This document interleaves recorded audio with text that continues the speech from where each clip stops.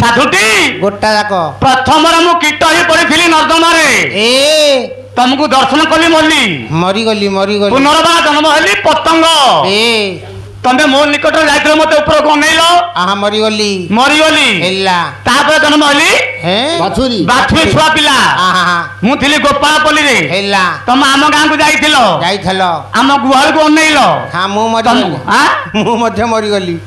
ମରିଗଲି ହେଲା 3 ବାର ମରିଲା ପରେ ହଁ ଏବେ ବ୍ରାହ୍ମଣ ଶାସନରେ ମାନବ ଶରୀର ବର୍ତ୍ତମାନ ବ୍ରାହ୍ମଣ ଛୁଆ ପିଲା ଆହା ମୁଁ ମରିବି ନା ଗୋଟାକ ମରିବିନି ମରିବି ଆଉ ନା ତମ ସାଧୁଟି ହେ ଗୋଟାକ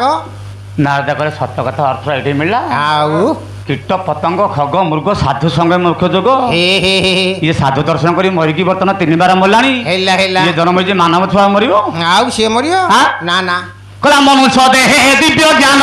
ଦେଖି ସନ୍ତୋଷ ଭଗବାନ